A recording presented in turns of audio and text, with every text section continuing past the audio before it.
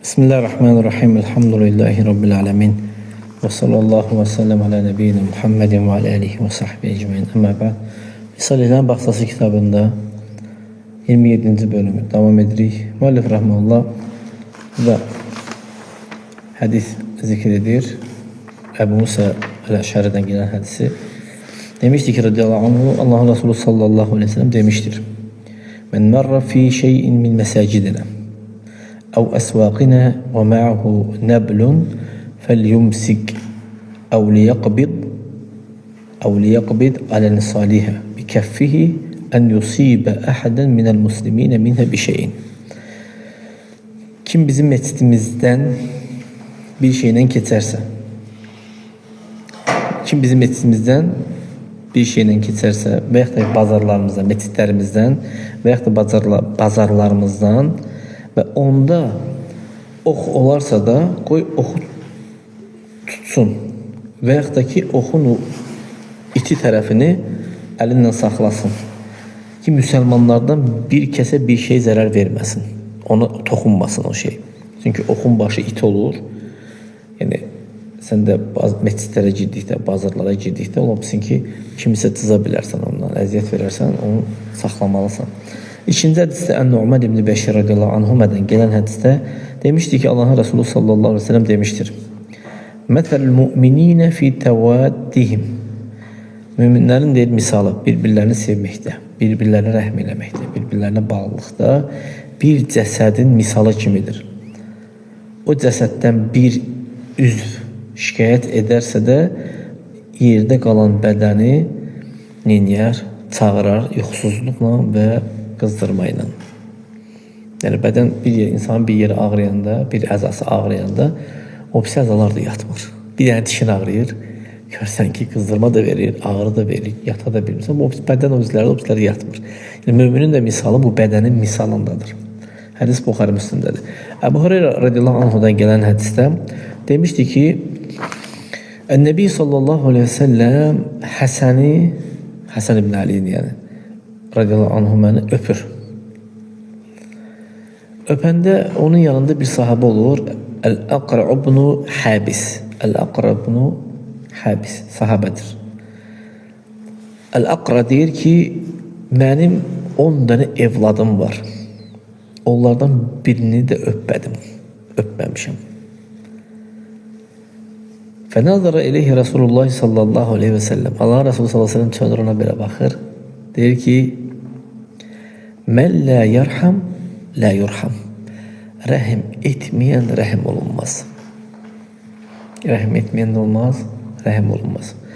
İbn-i Hüseyin rahmetullah deyir ki, müəllif rahmetullah burada müsəlmanlara yumuşaq olmaq barəsində bir neçə hədislər umumən cümlətən gətiribdir. O hədislərdən də biri Ebu Musa el-Eş'ari radiyallahu anh hədisidir ki, necə qabaqda birinci hədis olaraq oxuduq.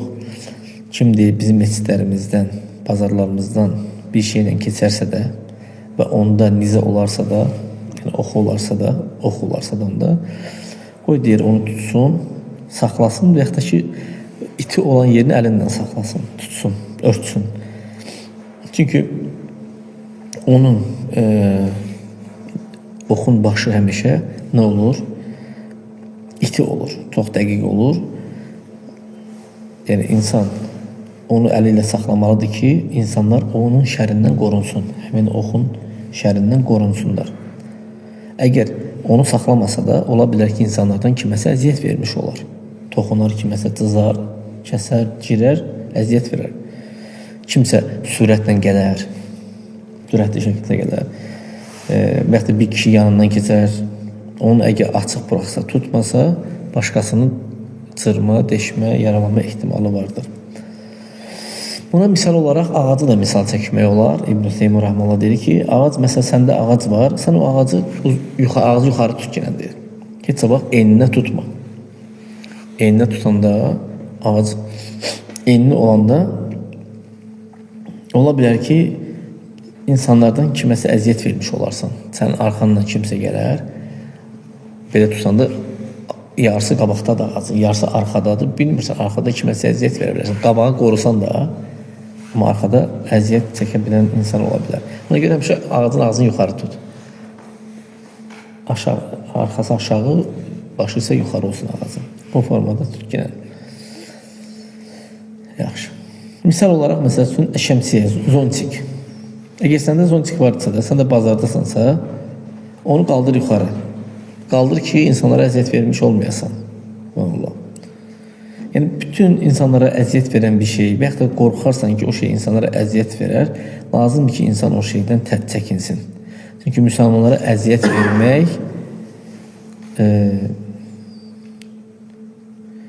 لأن əziyyət müslimin leysət bilheyyinə. Yəni, müsəlmanlara əziyyət vermək asan bir şey deyil, yəni. Boş bir şey deyil ki, boş yanaşasan, yəni.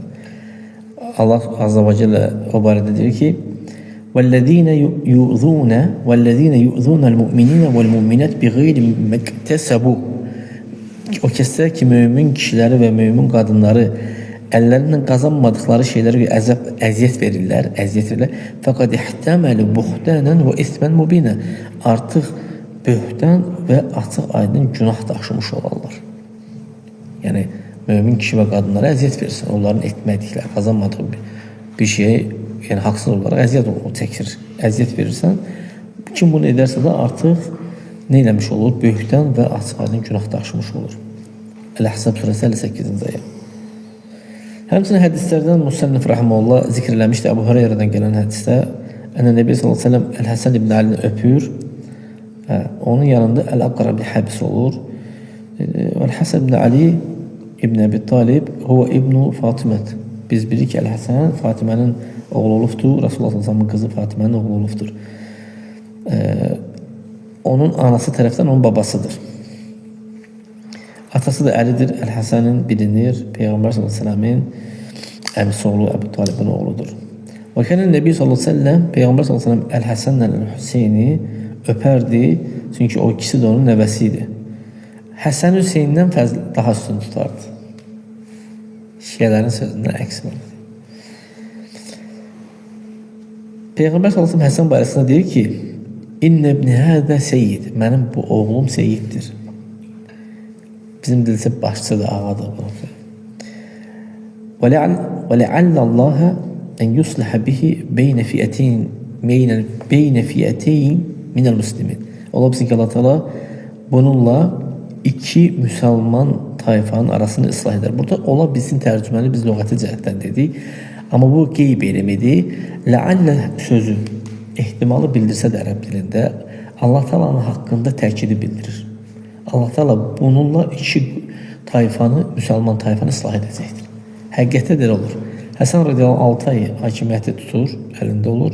6 aydan sonra hakimiyyət verir Muaviyyə və müsəlmanlar iki tayfanı arasını ıslah edir. Yaxşı. İşdə Peyğəmbərin Nəbi sallallahu əleyhi və səlləm xəbər verdiyi kimi oldu. Muaviyyənin zamanında o vaxt ki fitnə baş verir, Muaviyyənin vaxtında xəlifəlik Həsənə keçir, atasından sonra tənəzzələ anhə, həmin xəlifəliyi Muaviyyə ibn Əbi Sufyanə neyindir?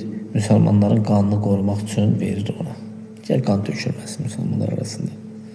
Çünki o bilirdi ki, insanların içində şərli olanlar var. Şərli insanlar var, fitnə törətmək istəyənlər var. Çox gözəl dərk edirdi onlar onu. Söhbət burada getmiş Muaviyyə radiyallahu istəyirdi o qan tökmək. Yox, içəridə şərlilər, münafiqlər var. Onu bilirdi, ona görə də təfriq verir ki, qan tökülməsin. Ola bilsin gəlib onu alladardılar. Necə ki, onun qardaşı Əl-Hüseyn ibn Əlini allatdılar. Gəl, səni gözləyirik, biz həbiyyət edirik, gəl Yezidi çevirək burada. Allatdılar. O da gedəndə Küfiyə, gedəndə tərk edib çıxıb getdilər onu. Getdi İraqa, onu tərk edib çıxıb getdilər. Yəni onu öldürənlər də şiyələr oldu. O şiyələr oldu. Radiyallahu anh. Yəni İraq əhli Əl-Hüseyni alladılar. Baş verən ölüm, böyük bir ölüm baş verir. Kərbalada Hüseyin radiyallahu anh qətl olunur. Amma Əl-Həsən o xəlifəliyi Muaviyyə verir, Muaviyyə ibn Əbi Süfyanə verir. Bununla Peyğəmbər s.ə.v-in sözü doğruluğu ortaya çıxır. Allah Teala bu oğul bu oğlum deyil seyiddir. Bununla müsəlmanların iki tayfanın arasını ıslah edəcəkdir. Peyğəmbər sallallahu əleyhi və səlləm Əl-Aqra ibn Habis olanda Bəni Teymin böyüklərindən biriydi. Yəni o elə belə adam deyil. Çünki bədəvilərdə çox vaxtı və onlara oxşar insanlarda beləncə quruluq olur. Və indinin özündə də məsələn səhrada yaşayan insanların görürsən ki, onlarda quruluq var. Yəni uşaqları tutub bəzlər, hər şey quru yanaşırlar yəni. Orada Peyğəmbər sallallahu əleyhi və səlləm Həsəni öpəndə Əl-Aqra deyir ki, mənim 10 evladım vardı. Onlardan birini öpməmişəm. Əuzu billahi min qalbin qasin. Mə yuqabbiluhum. Deyir, İbn Seymur deyir ki, daşlaşmış qəlbdən Allaha sığınıram deyir. Deyir, evlatları var deyir. Onlar balaca olsalar belə, o öpməyibdi onları. Balacalar olsa belə öpməyibdi, yəni onları öpməyibdi. Və Peyğəmbər sallallahu çöndür ona belə baxır, deyir ki, mən lə yarham və yurham. Rəhm etməyən rəhm olunmaz. Yəni insanlara rəhm eləmək lazımdır. Yəni yəni o kəslər ki, Allahın qullarına rəhm eləmirlər, Allah da ona rəhm eləməz. Buradan başa düşülən odur ki, kim Allahın qullarına rəhm eləsə, Allah ona rəhm edər. Həmçinin Ən-Nəbi sallallahu əleyhi və səlləm demiş: "Ər-Rahimuna yerhamuhumur-Rahman." Rəhm edənlərə Ər-Rahman rəhm edir. Yaxşı. ففي هذا دليل burada dəlil vardır ki, على أنه ينبغي للإنسان أن يستعمل الرحمة في معاملة الصغار ونحوهم. İnsana lazımdır ki, balacalarla müamilədə rəhmət istifadə eləsin və onların mislində olan kəslərlə. Balacalar zəif olurlar həmişə. Yaşlılar da zəif olurlar. İnsan rəhmətlə yanaşmalıdır bir şeylərə. İnsana lazımdır ki, öz evlatlarını öpsün. Heç bir ep yoxdur. O öpmək rəhmdən gəlir. Yəni evlatlar dedikdə burada yəni qızla oğlan hamısı şamil edir. Bəziləri ayrılırlar bunu. Yox. Cahiliyyətə aid olan şeylərdir bunlar. Və yaxud öz nəvələri, onlar hamısı evlatları sayılır insan. Onlara rəhmət olaraq onları öpür. Rasulullah sallallahu əleyhi və səlləm özünə nümunə götürərək onu edir. Amma kim ki, bəzi insanlar ki bunu etmirlər, onlardan o quruluqdur, gəlizlikdir. Yəni uşaqlara qarşı olaraq görürsən ki, hətta uşağı o məclisə gəlməyə imkan vermir belə. Nə köpək, o olduğu məclisə gəlməyə imkan vermir. O bizdə o vaxtı elə şeylər var idi. Böyüklər, bir də uşaqlar çıxın gedin buradan. Məclisdən qovalayırdılar uşaqlar. Yəni elə də olmaz. Yəni hətta imkan vermir ki, uşaq ondan nəsə tələb eləsin. Bir görsə ki, kişilərin yanındadır, tez uşağın üstünə çığırar. Bunlar hamısı sünniyə və rəhmətə müxalif olan şeylərdir. Ən-Nəbi aleyhissalatü vesselam insanlara namaz qılır. Axşam namazlarından birini. Yəni, axşam namaz dedikdə burada zöhrdən sonra axşama doğru gedir. Zöhr və yaxud da əsr. Və Fəcəthu bintihi Uməmə. Yəni, Uməmənin qızının qızı oraya gəlir. Fəkənin Nəbi sallallahu əleyhi və səlləm yahmiluha və huve yusalli bin-nas. Peyğəmbər sallallahu əleyhi və səlləm onu qucağında namaz qıldıranda qucağında saxlayardı. İzə qamə həmələhə. Durduqda onu qucağında səcdə elədikdə isə yerə qoyardı. Yəni beləncə edərdi Peyğəmbər sallallahu əleyhi və səlləm bunu. Bu günkü gündə bu əxlaqlar, bizim bu əxlaqlarımız, yəni bu Peyğəmbər sallallahu bu əxlaqı işi var idi. Bizim bu əxlaqlarımız bu əxlaqlarla uyğun gəlirmi, yoxsa yox? Görürsən ki, insanlar uşaqları məsciddən çıxardırlar. Nəinki onları namazda qucaqlarında daşıyırlar. Yəni. Bir gün Peyğəmbər sallallahu əleyhi və səlləm günlərin bir günü məsciddə, günlərin bir günü səcdədə olur. Həsən və yaxud ki, Əl-Hüseyn gəlir boynuna bilir. Gələhu rahilə. Yəni, sanki deməli insan belinəcə midir? Gəlir, oturub bu formada boynunda oturur. Eləncə, Peyğəmbər sallallahu səcdədə olur. Və səcdəni uzadır. O vaxt ki, salam verir, deyir ki, mənim bu deyir, oğlum, mənim boynuma minmişdi, deyir. Mən də istəmədim ki, deyir, durum deyir. Onun deyir, boynunu pozam. Yəni, gör, subhanallah. Ona görə zəvcdən uzadı cəmatı. Sallallahu aleyhi ve sellem. Nəbi sallallahu aleyhi ve sellem insanlara bir gün minbərdə xütbə verəndə Həsənlə Hüseyin gəlir. Gələndə Peyğəmbər sallallahu aleyhi ve sellem onları qarşılayır və paltarını belə açır, olan paltarların içinə salır. Yəni, Həsən Hüseyin təzə paltarlarda gəlirlər, üstündə təzə paltarlar. Peyğəmbər düşür, onlar ikisini də əlinlə qucaqlayır belə.